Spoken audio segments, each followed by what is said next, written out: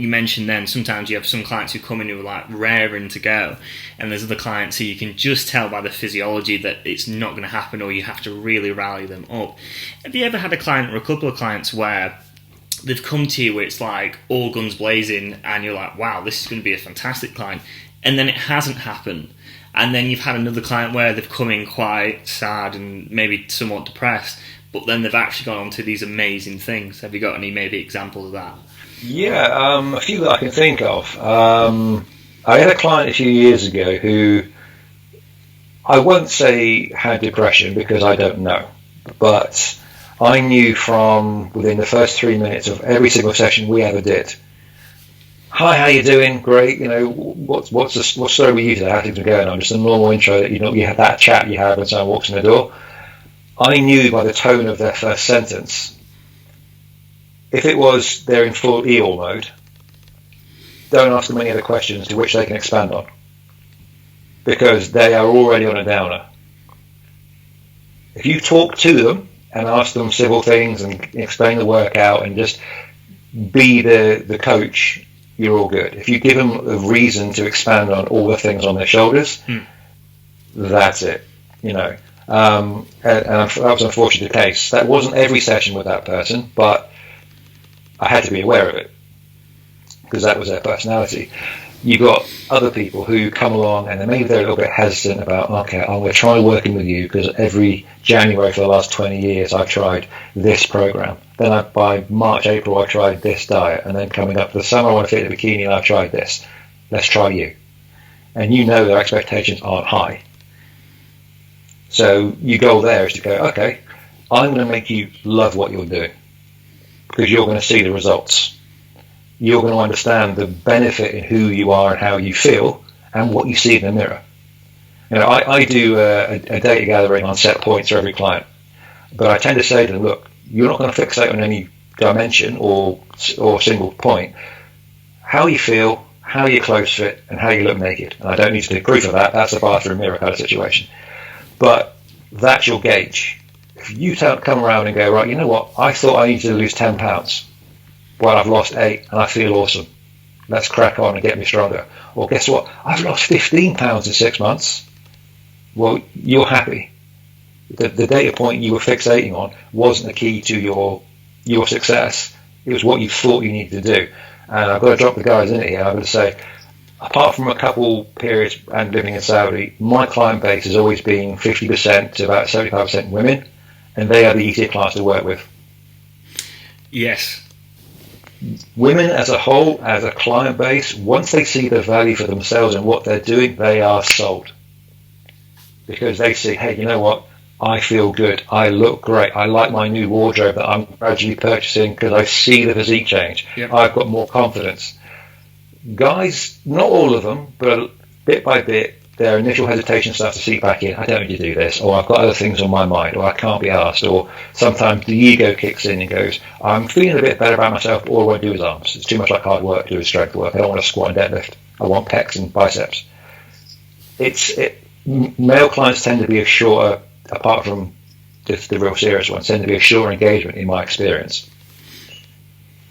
Yeah. So that becomes part of the complexity of what you deal with as personality-wise and success.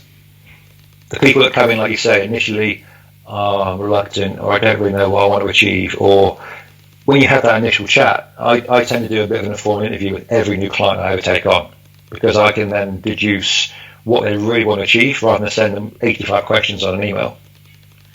I do send them the questions, but it's only about 10. And then I talk to them and go, right, okay, I'm going to find out what's behind this. Why do you want to be 2 dress sizes smaller?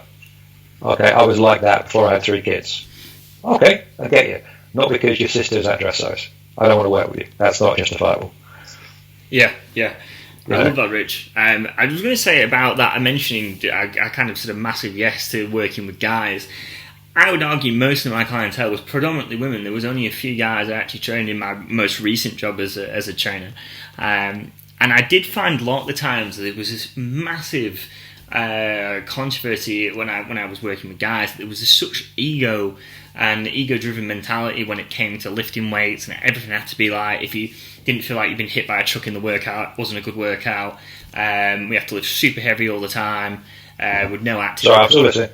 Yeah, no worries. Sorry. yeah. I unplugged my laptop. No worries.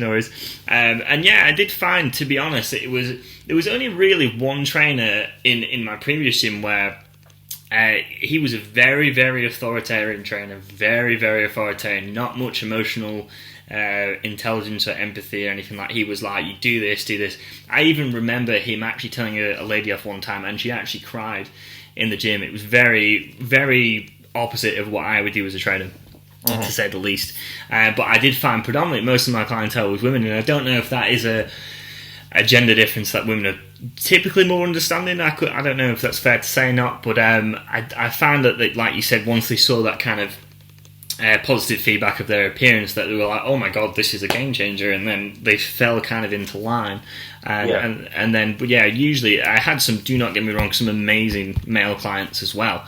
But they typically embodied more, I don't want to say feminine characteristics, but they embodied more things like empathy, patience, ability to delay gratification. I don't know if you found that with yourself as well.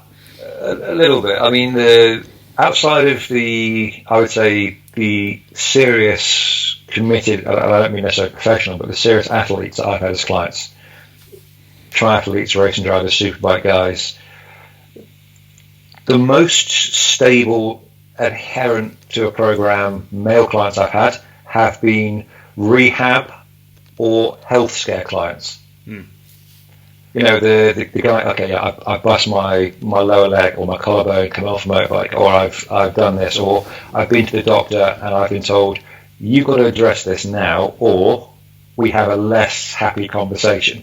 You know, and then they have that serious extrinsic factor of, I need to do this because I've got a family and kids. You know, there was a point where probably 5-6 years ago, I had 2 executives from the same bank, the head office, both going to work with me because they both had abdominal issues. And that's not to say belly fat. That was a little bit of it. The physique fat loss as always. But one was post hernia and surgery, and needed to build an overall sense of core strength to prevent further return to the same problems. And one was on the cusp of needing surgery, and his doctor had told him, improve your muscle strength for your abdomen, because so then what we have to go and repair becomes minor rather than major.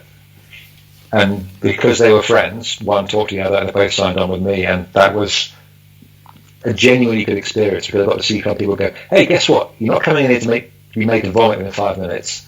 I'm not doing arms 5 days a week. This is for your health. And what I found really alarming was, out of 5 guys at the executive level, of which they were 2, every single guy in the office had the same issue. Wow. Pre or post hernia, which I had no idea about. And I started reaching out to some of them going, right, at least speak to your buddies who I train. Because these are guys who had gone through all the high-low education, school, college, uni, business school, and into the track program for banking, which basically meant they'd sat down since they were 20. Yeah. Right? So, you know, you sit down at work, you sit down in the car, you sit down at home, you sit down in the bar with the guys after work. And that had been their life for 3 decades. Wow. They were sold. They were like, I need to do this. The guys who have injuries that keep them from their sport, they're sold. Like you say, it's I want to do this, but my attachment to it is only based on my enthusiasm at any given day. Whereas that's not so much a common female trait, at least in my experience. Yeah, that's brilliant. It's a weird gender specific, please don't give me any shit online, anybody about genders. But it's an interesting gender specific thing that you only notice through experience. Yeah. You know, if you said to me, who do you want as a client base, when I was qualifying initially, I don't care. I want clients I want to work. If you ask me now, who do you want to work with, who do you expect to get as a client? When I was based out of my old gym, not where I am now, if I hadn't got told to fuck off by 9 a.m, I had having a quiet day. And I started my first client at 6, you know, same 3 women on different days, 6, 7 and 8. and there's like one of them's going to swear at me because we're comfortable because I'm working them hard. That was okay. My day started off to a good start. I've been told I'm a specky twat to wear my glasses by 7:10 in the morning. It's just, and that's the way it goes. Yeah. But it's a circumstance that I've always found puzzling, but amusing at the same time. Yeah, very true. Yeah, we'll definitely get probably hatred for that either way, and if we celebrate the gender differences, there will be someone in the audience who will comment saying about how we hate men and then whatever else. You're anti this and you're pro that. And, not any of those things. I take people as I find them. That's the only non sequitur I can give to that. Yeah. We act accordingly. So, in terms of that, interesting. You mentioned about lower back pain and stuff, and I wanted to go out because I know I'd seen quite a lot of your posts and on your blog and stuff like that about talking about mobility and stretching and not just doing corrective exercise once you've done an injury or had an injury. How important is it that we stretch, we keep good core strength, good posture? How important is that, Rich, in the grand scheme of fitness and health? Very much, because if you to paraphrase a well-known sort of like term, right? The whole don't run before you can walk. Well, if you can't sit up properly, you can't stand properly. If you can't stand properly, you can't walk properly. If you can't walk, you sure as fuck can't run. Love that. And if you can't do any of those, then you have no business near a weight. Yeah. Period. It sounds like I'm trying to sell the whole everyone should be a therapist thing, which I'm not. I think everyone should have a good knowledge of things, but if you don't function correctly, you're at risk of a lot of health issues and bone issues and all that, just from general health and general posture. Your posterior chain should always be getting, I would say, 60-40 awareness in any kind of program, because that is what holds you upright.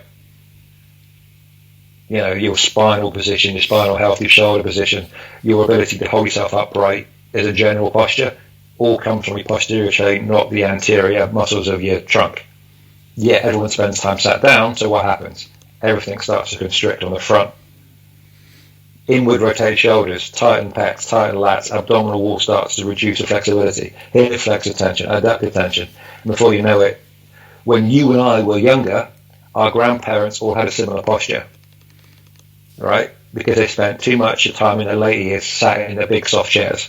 Yep. Nowadays, I see that posture in people younger than 30.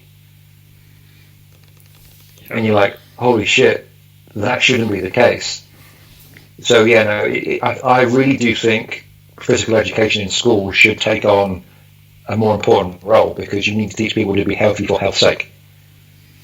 I forget who I heard say it some time ago on a podcast, but why is it physical education is the one subject you don't have to pass in school? Yeah.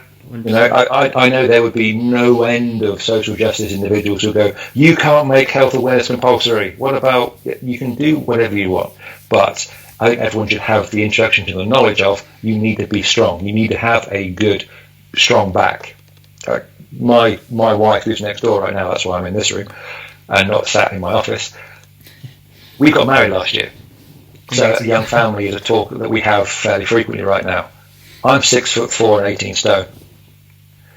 She's 5'10" and not much to her. As I have said to her, babe, if we want to think about kids, you are going to have to get stronger, or you're going to have an agonising back problem for about 8 months out of 9. And that's just a reality that we have as a conversation. She first thought I was just waffling because I'm all about fitness. Then she met my brother and my family and went, oh shit, you're right. Because that runs in the genes. We are not going to have small like children. You're going to have to get to the gym. Just little things like that. But core strength is a must. Yeah. Your structural stability is built on your ability to reinforce your core, stand up straight, and anti-rotation force. Our muscles aren't linear. We don't look like a barcode if you take our skin off us. Yeah. Everything's interlaced and rotational and transverse.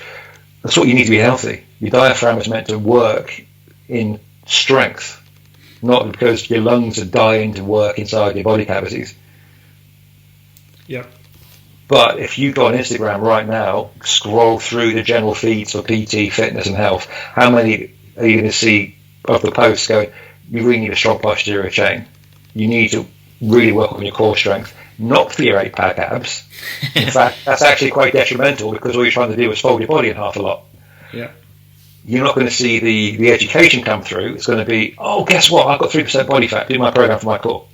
Yeah, but you're not the 25-year-old who's been in the gym 5 days a week for 8 hours a day to look like that. Yeah. So I do think that I've just finished, as I messaged you about last night, I've just finished the assessment protocols now for the company I work with for every new client that comes through our door. And that's not 400 steps of, can you do this? It's basic biomechanics. And through the 7 assessments we've got, what's your resistance to lateral force like through your shoulder and through your hip? Because that shows me what your QLs do. That shows me all your glutes strong. Can you actually hold your own body weight and posture? Do you lean like a lunatic ski jumping when you try and squat? Little things like that to show up, okay, right, you've got really stiff thoracic spine. You've really got not much mobility through your hips and your ankles. Small things to fix, but quality of life massively improved once you address it. Fantastic. Yeah, it sounds unbelievably thorough as well, Rich, and I really admire that because I don't see quite a lot of trainers going into that much detail. It sounds very fascinating. Maybe one day when I come to Dubai, I can go through this because it sounds very beneficial. I almost felt myself trying to pull my shoulders back as we were talking then. Well, I tell you what, I mean, part of what I was working on is a larger product that I want to put out there to the marketplace, which is be your own physio/PT, assess yourself as like a first stage of here you are, without having to go to a professional. You can work from home. As I work on it, I will send it your way, so I can get your opinion on it as a potential user of it, but also, how do I actually fare when I do this? Yeah. Because I would be intrigued to see what the feedback is, because at the moment, the people I work, I'm putting it through in a beta testing kind of way on my peers. So I get their opinion of it with a lot of, humour in between. I'd like to have a genuine someone who goes, yeah, cool, this was this was this. Yeah. So absolutely. I will send it your way once it's almost completed. Thank you, Rich. Thank you. Yeah, it sounds brilliant.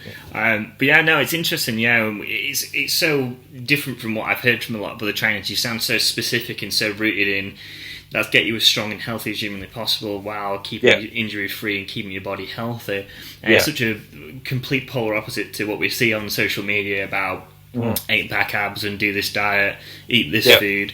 It's a very integrative approach to it, which I really love.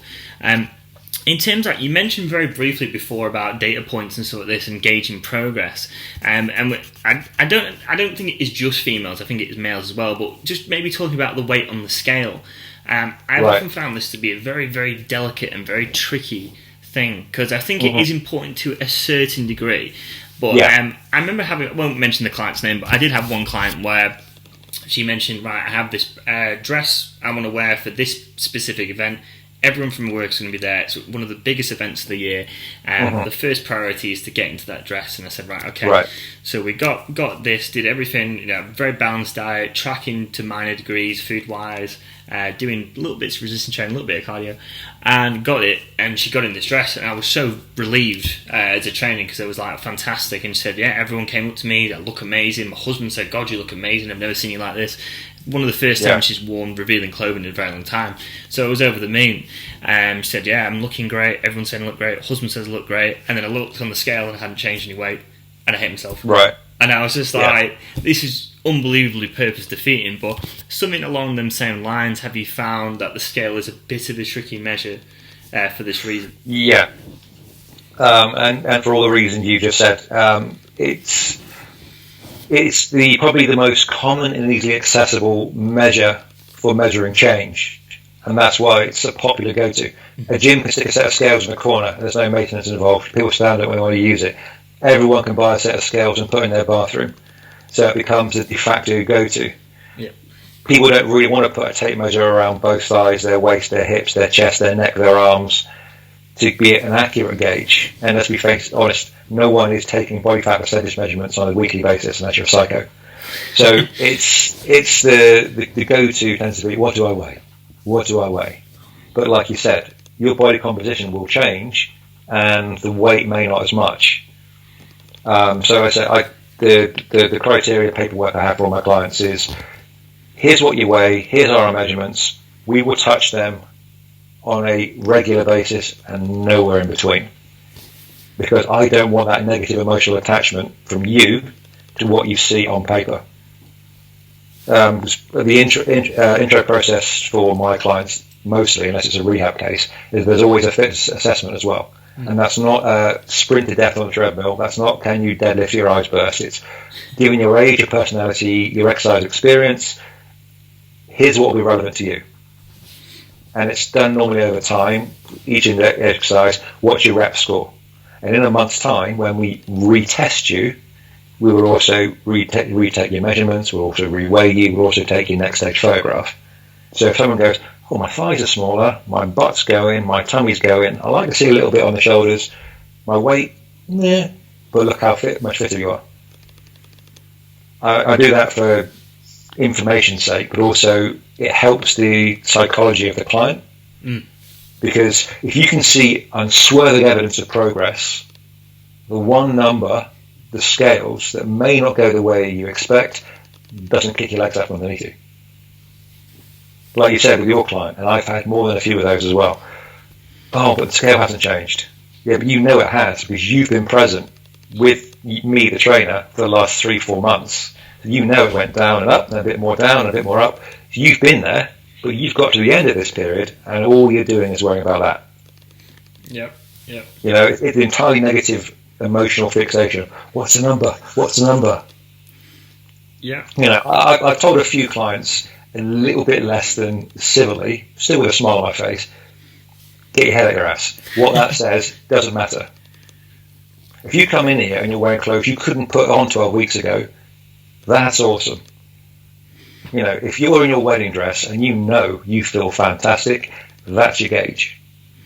That's cool. Yeah, love that, Rich. Love that. Yeah. I definitely feel as though with myself, I feel as though with myself, when someone comes to me and wants, you know, I love being part of someone. I think it's a massive honour being a part of someone's fitness journey, even just a small step in the right direction. For me personally, I think I'm not necessarily always working with athletes, it's usually with the general population. For me, if they can go away from my personal training with, you know, high self-esteem, a proactive social life, and a healthy relationship with food, that to me is like the ultimate success. That is like literally the holy grail. But if they look exactly the way they want to look, and they absolutely hate themselves, and they don't have a proactive social life, and the relationship with food is catastrophic, then I haven't really done my job. So, but yeah, I love that. Sorry, Rich, were you going to say something? No, I'll just say, and that attitude is exactly why you're good at your job. Thank you, Rich. What you just described, I look the way I want to look, I feel shit, I haven't seen my family or friends, I've got no social life. Do you know what that says to me? That's every physique competitor who comes off stage.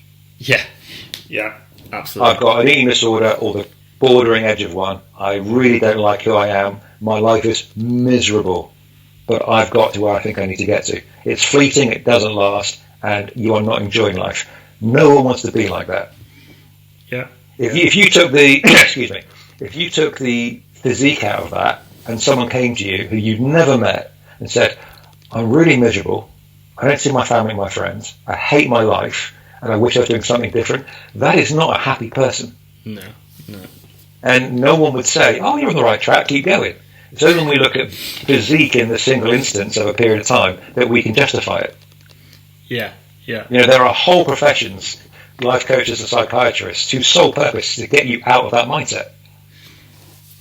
Yeah. Like I said, that's why you're a good coach, because you understand the difference.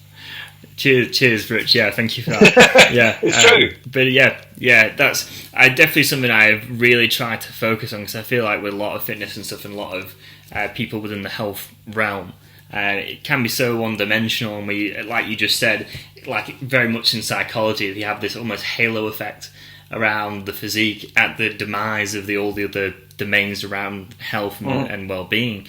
And definitely something I've tried to focus on. Kind of the essence of this channel really is to focus on mental, social and physical well-being, never at the demise of one over the other.